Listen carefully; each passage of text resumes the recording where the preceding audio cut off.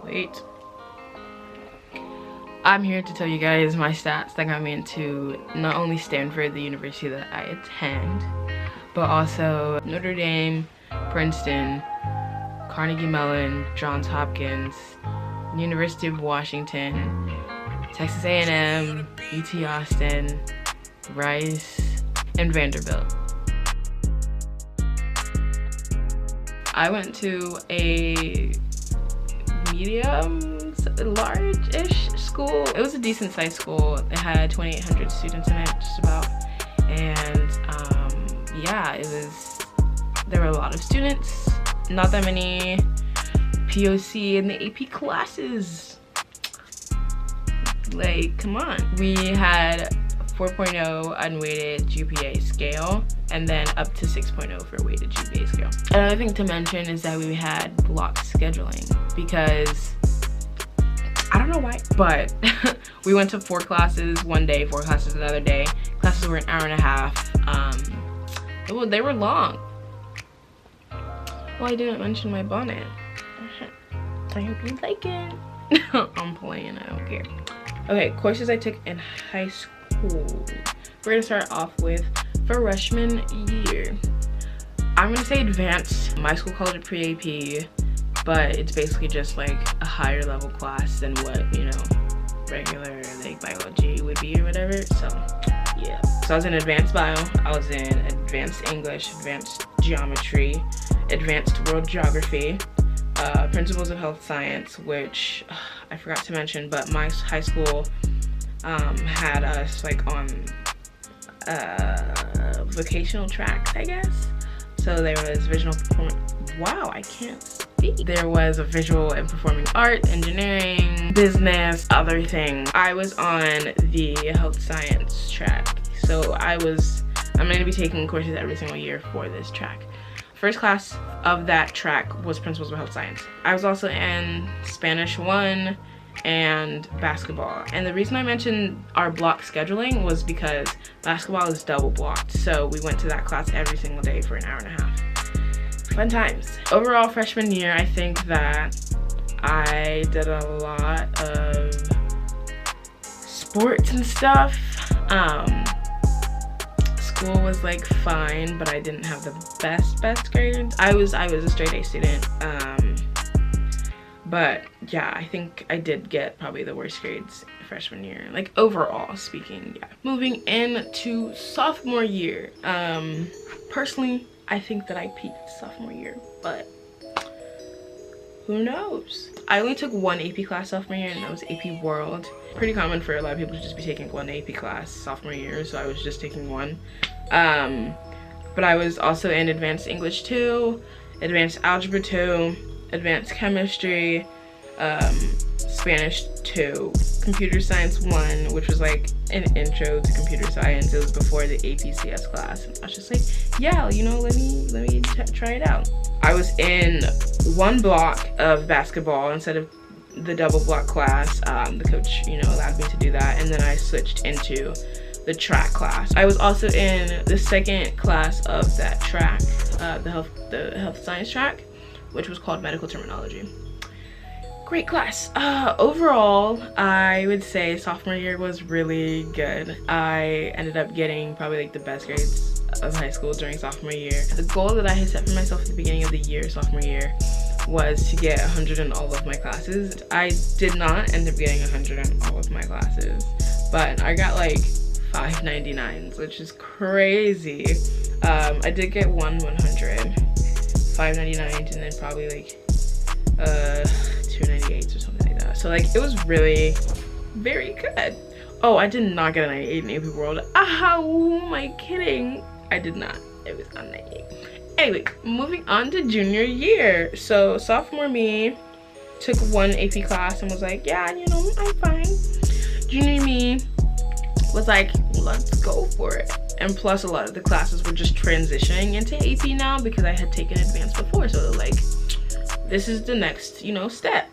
So I was in 5 AP classes. I was in AP Chemistry, AP English, Lang, AP Statistics, AP Computer Science, AP Seminar, Advanced Pre-Cal, and Spanish 3. I was also, I think I might have been in advanced Spanish.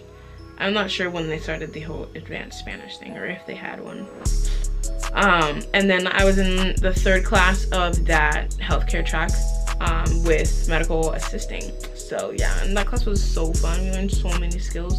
Absolutely loved it. Junior year grades were like fine. They weren't as good as sophomore year, but I think I did a decent job of balancing the classes. I was also taking an online class. I was taking online economics during like AP testing season, which was literally the worst idea. Like, if you have to get history done, like, get it done in AP. Like, I'm just gonna say it. Like, I really should have just done A push and AP Gov and AP Econ, because taking those summer classes and online classes, I was not about it. Anyway, senior year. So here's the thing. Senior year did not go as planned in the first couple months because I was in 5 AP classes senior year as well.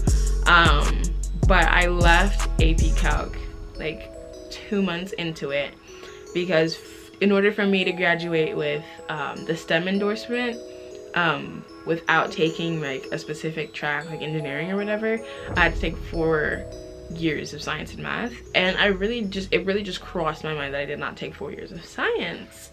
And I was like, okay, well, I'm not doing the whole online community college thing because I just did not like that. And so I got out of AP Calc because I really wish I had stayed in AP Calc and not done this like online environmental science, which was literally the most work. Like, it was more work than an AP class. Getting to the classes that I took senior year, I took AP English, Lit, AP Spanish Lang, AP Research, AP Psychology, and obviously the environmental science class. And then I also took a double block class for the 4th year of that health science track, basically training to get your license with the PTCP. Okay, I was in that pharmacy class for like 4 hours a day. Well, we had like an hour of lunch in between, like in the middle of class, but it was just so long. Having a double block class in one day just take up like half of your school day, like literally half of your class time, is really, it was not the move. Overall, senior year though, I think that it was alright. I think I did alright. I definitely know that senioritis hit. Senioritis hit hard. That's for sure. We're gonna do activities like clubs and things.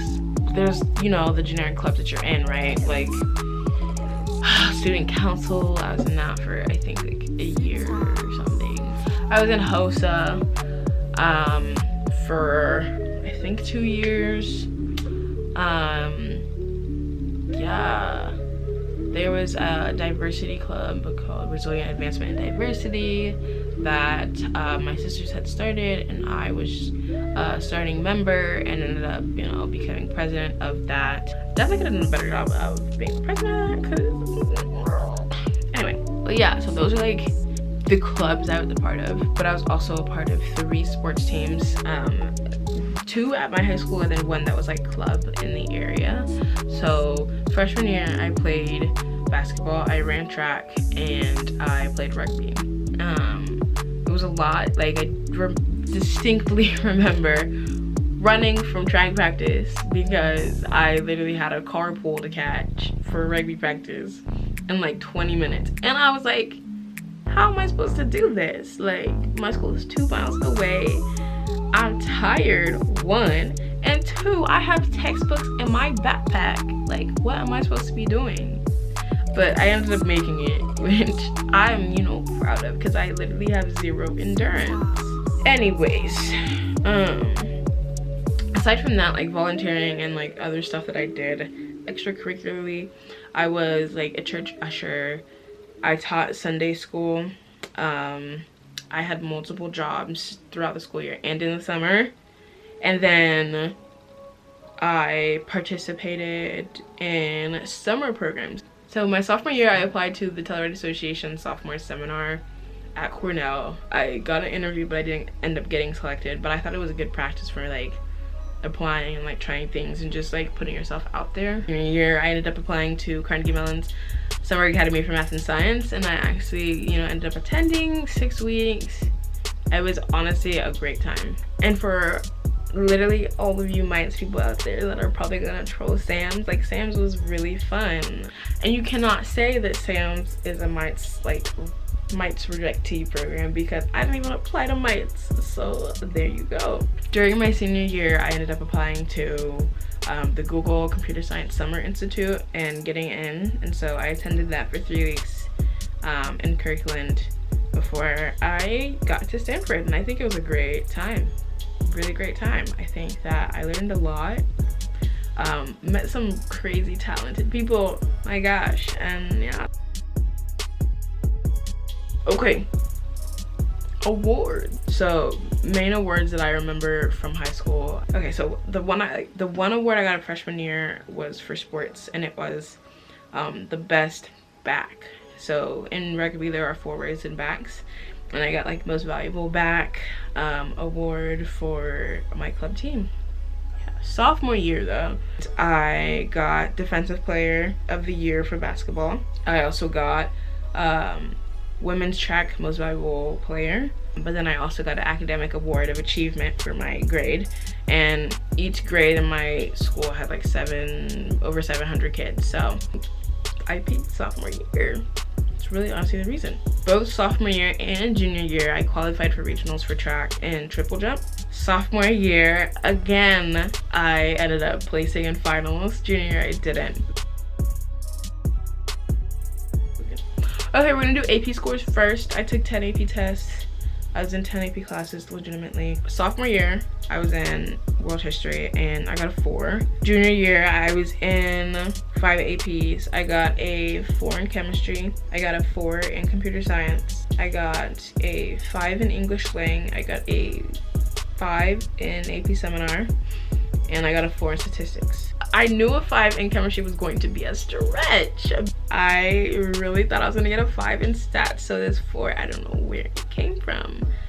CS, I would have liked a 5, but I also like didn't get recursions. Oh, I knew that was probably gonna be a little bit of an issue. Sorting and recursion were the last things that I learned before the AP test, and I was like, what is this? Oh, and then going back to sophomore year with my 4 in world history, I was like fine with that. I don't know, I wasn't expecting a 5. Senior year, I was in 4 APs. I took 4 AP tests. I got a 4 in English Lit. I got a 5 in psychology. I got a 4 in Spanish Lang. And I got a 3 in research. Not too pleased with that, but I thought my research was like a lot of work. I don't think it was like the most professional, but I definitely thought it was like a lot of work that I had done. So I was like expecting a 4. English Lit and Spanish Lang, let me tell y'all, I mean for Spanish Lang, you gotta keep in mind that there are people who are going to just, you know, take up that small percentage of 5s. I really thought I did a decent job, and I was literally kind of like, I think I did enough work to get a 5, but obviously not. Next we have SAT scores. So I did take the SAT multiple times. I'm not too pleased with like the other scores I got, but I did end up getting a 1460. I was like okay with it. My split was 760 in math and then 700 in reading and writing. I mean, obviously my preparation wasn't the best. I literally probably studied 4 times. I know some of y'all are gonna ask about the ACT. I took it. Yes, I took it. What about it? Yeah, my score's not that great. The science portion of the ACT really did mess me up. I was not prepared for words. I was not prepared for all of this reading. I really looked at probably like 1 ACT before taking it. I registered a week before the test, and I was like, yeah, you know, let's just try it out. People are saying it's easier than the SAT. This is how you have to practice for that. You really do have to study for that test. I don't know my like splits for other portions, but I definitely know I got like a 27 in the science portion, which brought down my score. I was like, ugh. My overall score for the ACT was a 31, which I don't think is terrible, but I don't think it's great. I think that covered pretty much everything as far as stats and classes and whatever. If y'all have more questions, ask them. Ooh, gotta go.